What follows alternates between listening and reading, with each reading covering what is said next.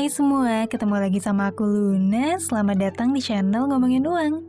Di video kali ini aku mau cerita satu isu ekonomi global yang mungkin bisa dibilang cukup sensitif.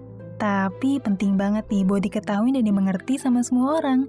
Dalam 100 tahun terakhir, untuk pertama kalinya dalam sejarah, dunia ekonomi dan perdagangan di seluruh belahan dunia saling terhubung dan ngalamin perkembangan yang cepet banget. Kecepatan pertumbuhan ekonomi yang luar biasa ini nimbulin dua akibat yang luar biasa hebat.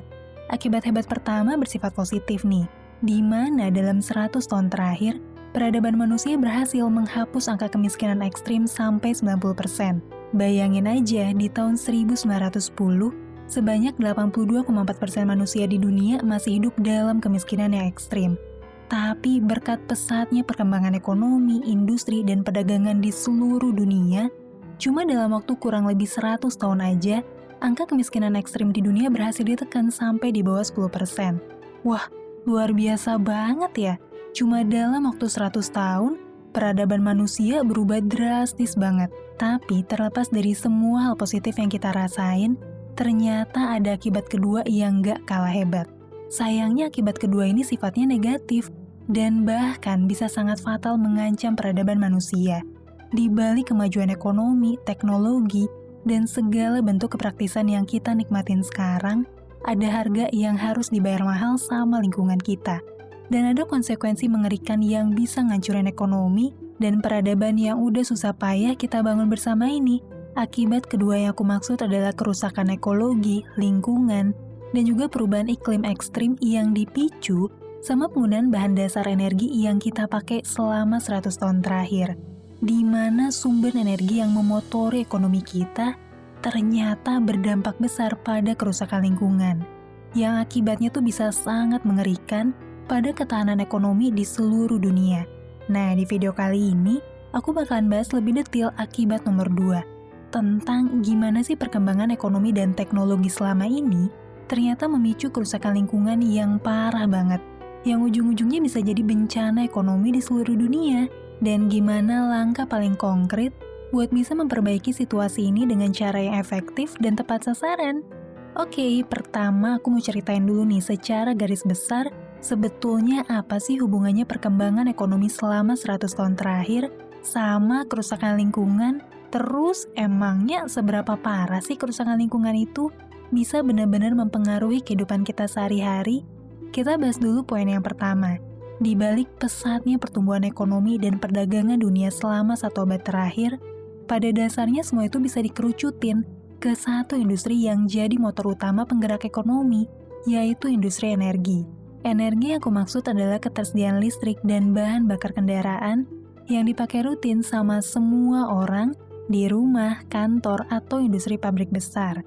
Bisa dibayangin ya, tanpa ketersediaan listrik dan BBM, peradaban modern tentu nggak mungkin bisa terwujud kayak sekarang, karena industri di bidang apapun di dunia ini, ujung-ujungnya pasti ngebutuhin sumber energi listrik dan juga bahan bakar buat bisa beroperasi. Makanya nggak heran, di awal abad 20, orang-orang terkaya di dunia dan perusahaan-perusahaan terbesar di dunia berasal dari industri yang bergerak di sektor tambang sebagai sumber bahan bakar energi yang memotori semua industri lainnya. Masalahnya sekarang adalah tanpa kita sadari, hampir semua sumber energi yang bikin peradaban manusia maju ternyata bergantung sama sumber daya yang ketersediaannya terbatas dan juga ngehasilin emisi zat polutan yang berbahaya buat lingkungan.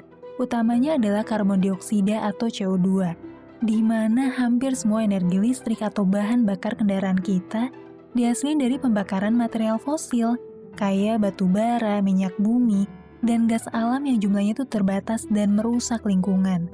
Coba kamu bayangin deh, di setiap kepraktisan teknologi yang kita nikmatin sekarang, di setiap gemerlap lampu perkotaan di seluruh dunia, di setiap keramaian lalu lintas dan kemacetan di kota-kota terpadat di dunia, dan di setiap distribusi produk ekspor impor di seluruh dunia, ada harga mahal nggak terlihat yang harus kita bayar, yaitu kerusakan lingkungan, yang pada akhirnya bakal jadi bencana buat manusia di masa depan.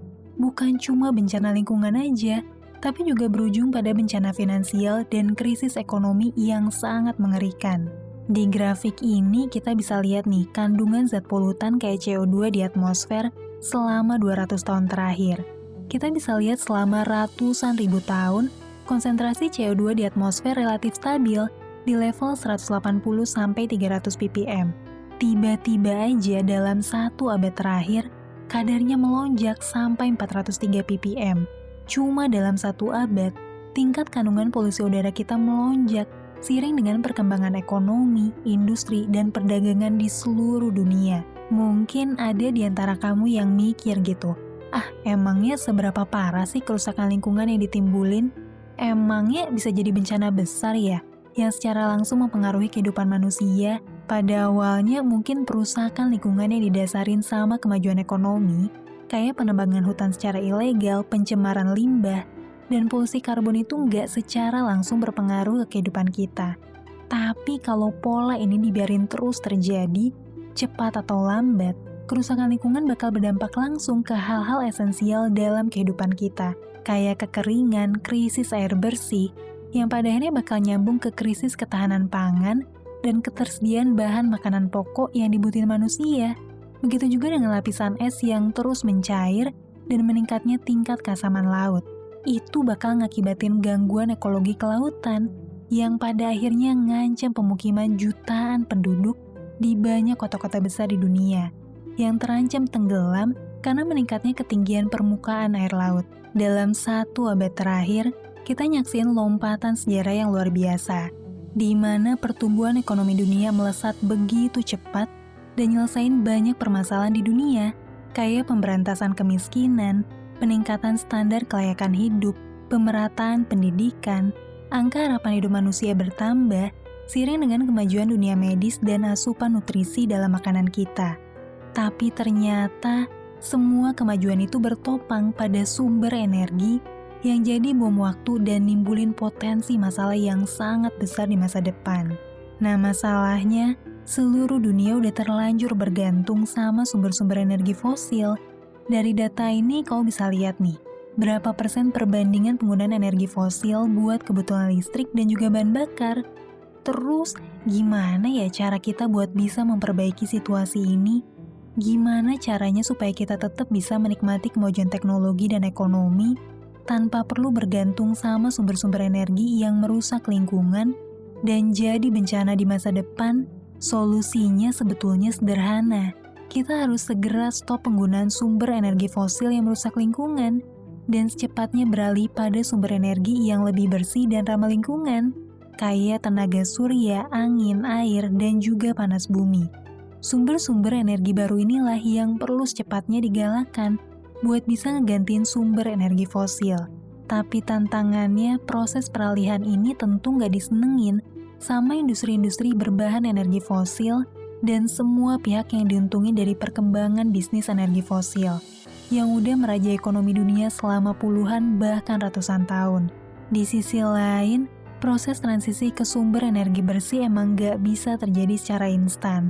Karena dalam ngebangun industri baru, tentu diperluin komitmen investasi yang besar banget dan juga pengertian dari pihak investor bahwa buat bisa bersaing sama industri raksasa yang udah sangat efisien, tentu butuh proses dan gak bisa langsung ngedatengin keuntungan dalam jangka pendek. Untungnya banyak negara yang udah mulai proses pembangunan infrastruktur dan juga ngoptimalin proses operasionalnya supaya makin efisien. Jadi walaupun secara umum biaya operasional sumber energi bersih masih lebih mahal, kalau misalnya dibandingin sama energi fosil, tapi biaya dan harganya bisa terus ditekan jadi lebih efisien tiap tahun dan trennya semakin menjanjikan. Oh iya, sebetulnya dalam beberapa puluh tahun terakhir, seluruh dunia terutama negara-negara maju lagi berlomba-lomba buat segera ngelakuin proses transisi sumber energi yang baru, sumber energi yang bersih, dan juga bersifat berkelanjutan atau terbarukan yang sering disingkat ET. Cina jadi negara yang paling berambisi buat investasi di infrastruktur energi bersih dan terbarukan. Amerika dan negara-negara Eropa juga menggalakkan kebijakan buat ngebatasin bisnis energi fosil dengan cara mencabut subsidi dan ngendain pajak yang tinggi buat industri berbasis energi fosil. Buat Indonesia sendiri, proses transaksi energi ini ngalamin tantangan multidimensi, mulai dari kepentingan korporasi di industri pertambangan, kepentingan pihak perbankan dalam nyalurin kredit usaha, sampai kepentingan politik yang mempengaruhi ketegasan dan komitmen pemerintah buat ngurangin ketergantungan energi bahan bakar fosil. Tapi sebetulnya dari semua tantangan yang perlu kita hadapin dalam transisi energi, ada satu pihak yang punya peran kunci yang sangat krusial, yaitu pihak perbankan. Wah, kenapa tuh pihak perbankan justru yang jadi kunci? Karena buat bisa ngejalanin bisnis skala besar, pihak bank lah yang berperan sebagai penyalur modal kredit usaha, di mana dalam proses itu ada proses seleksi dan analisis resiko yang dilakuin sama pihak bank sebelum akhirnya bank mutusin buat ngasih modal kredit usaha. Jadi kalau aja pihak bank bisa berperan aktif dalam nyeleksi saluran dana kredit, buat ngebatasin atau bahkan nyetop penyaluran dana kredit ke industri bisnis berbahan bakar fosil, peran aktif bank itu sangat efektif buat ngurangin ketergantungan kita sama energi fosil yang suplainya terbatas dan juga ngerusak lingkungan. Sekaligus mempercepat proses transisi sumber energi jadi energi yang bersih dan terbarukan. Nah, sekarang pertanyaannya, gimana sih kondisi pemetaan penyaluran modal bank-bank besar di Indonesia? Seberapa besar modal usaha bank yang disalurin ke sektor energi fosil? Berdasarkan laporan terbaru dari Asia Research and Engagement, kita bisa lihat nih, grading bank-bank besar di seluruh Asia berdasarkan tingkat kesiapan mereka buat ngelakuin transaksi energi bersih dan terbarukan. Di sini kita bisa lihat, ada 4 bank asal Indonesia yang tercatat dan dapat grade D, di mana grade D itu diartiin bahwa pihak bank sadar adanya risiko perubahan lingkungan, tapi kebijakan maupun proses pengelolaan risikonya masih tergolong lemah. Terus di laporan dari Global Coal Exit List tahun 2020, ada 935 perusahaan yang tergolong sebagai perusahaan yang bergerak dalam industri berbahan bakar fosil, di mana 447 perusahaan tersebut masih nerima sokongan modal usaha dari berbagai bank dan investor sejak Oktober 2018 sampai Oktober 2020. Sampai sini, sebetulnya dalam perspektif bisnis, tentu kita juga paham ya, konsep pihak bank juga perlu nyari untung dengan nyalurin modal ke bisnis-bisnis yang berpotensi ngasih keuntungan besar, kayak bisnis energi. Tapi pertanyaannya, mau sampai kapan kita masih terus bergantung sama sumber energi yang merusak lingkungan? Mau sampai kapan kita nunda proses transisi energi?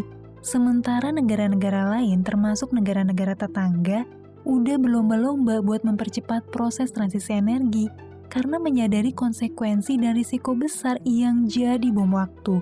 Tapi kita di Indonesia bisa dibilang masih sangat lambat dalam gerakan revolusi energi yang mau tidak mau, cepat atau lambat, bakalan serentak dilakuin sama sebagian besar negara di seluruh dunia. Untungnya ada kabar yang cukup menggembirakan datang dari salah satu bank besar Indonesia, yaitu Bank BRI yang nyatain bakalan berkomitmen buat membatasi penyaluran kredit batu bara dan minyak bumi. Di sisi lain, BRI juga merupakan bank pertama di ASEAN yang nerbitin Sustainability Bond di tahun 2019 sebesar 500 juta US dollar atau sekitar 7,3 triliun rupiah. Tentunya langkah awal yang cukup baik dari BRI ini patut diapresiasi dan juga diikutin sama bank-bank besar lain di Indonesia. Tapi kita juga perlu paham bahwa peralihan industri energi bersih dan berkelanjutan ini adalah proses yang amat panjang, sampai bertahun-tahun ke depan. Dan apa yang dilakuin BRI barulah langkah awal, yang masih butuh pembuktian lebih lanjut di masa depan. Misalnya ngubah komitmennya tersebut jadi kebijakan perseroan yang lebih jelas. Proses transisi yang panjang ini tentunya perlu peran aktif dari berbagai pihak. Mulai dari pihak perbankan sebagai lembaga penyalur modal usaha, sampai ketegasan dan komitmen pemerintah buat bisa kompak gitu ngawal proses transisi ini. Dan tentunya kita sebagai masyarakat umum. Semoga video ini bisa membuka wawasan dan juga kesadaran kita semua bahwa saat ini kita lagi menghadapi tantangan hebat yang gak kelihatan.